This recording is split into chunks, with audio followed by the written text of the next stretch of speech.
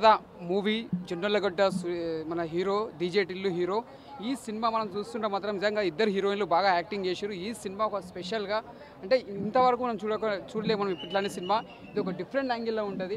అంటే మనం చూసుకున్న కథ కూడా ఒక డిఫరెంట్ యాంగిల్లో పోతుంది. ఫస్ట్ హాఫ్ అంతా కామెడీ ఉన్న, సెకండ్ హాఫ్ మొత్తం ఎమోషన్ ఉంటుంది. అంటే సినిమా మాత్రం చాలా బాగుంది. ఒక ఫ్యామిలీ అంతా ఆడియన్స్ వచ్చి చూడొచ్చు. అంటే మన డీజే టిల్లుకి ఎంత ఎక్స్పెక్ట్ పెడతామో దానికంటే తక్కువ అనుకోవచ్చు. అంత ఎక్కువ చెప్పాలి, అంత తక్కువ చెప్పలేము, తక్కువ అని చెప్పొచ్చు. సినిమా మాత్రం వన్ టైం చూసుకోవచ్చు. అంటే ఎక్కువ చూసట్లేదు, వన్ టైం చూసుకోవచ్చు. స్లో ఉంటుంది సినిమా. అంటే ఎక్కడ కూడా నీకు ఫైట్స్ కానీ అలాంటివి ఏమి ఉంటాయి. మామూలుగా ఒక లవ్ స్టోరీ ఎలా ఉంటుందో ఒక లవ్ స్టోరీ లేక తీసుకుపోయిన సినిమా డైరెక్టర్ గారు. ఒక మూమెంట్ ఒక డిఫరెంట్ ఉంటుంది. అంటే హీరో గారు యాక్టింగ్ మాత్రం చాలా డిఫరెంట్ యాంగిల్లో చేసింది. అంటే ఎక్కడ కూడా తగ్గకుండా హీరో గారు యాక్టింగ్ కానీ మన హీరోయిన్ కూడా యాక్టింగ్ కూడా చాలా బాగా చేసింది.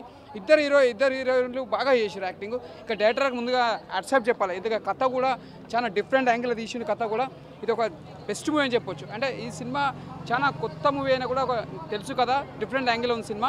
ఇది ఒక బెస్ట్ మూవీ అని చెప్పొచ్చు. ఈ సినిమా ఫ్రైడేకి వచ్చిన సినిమా, ఇది దీపావళికి ఒక బంపర్ ఆఫర్ అని సినిమా అని చెప్పొచ్చు. ఒక పెద్ద బంపర్ ఆఫర్ అని చెప్పొచ్చు. సినిమా మాత్రం బ్లాక్ బస్టర్ సినిమా. అందరూ వచ్చి ఎంజాయ్ చేసిపోవచ్చు. సూపర్. 5కి 5, సారీ 5కి 3.5 ఇస్తా.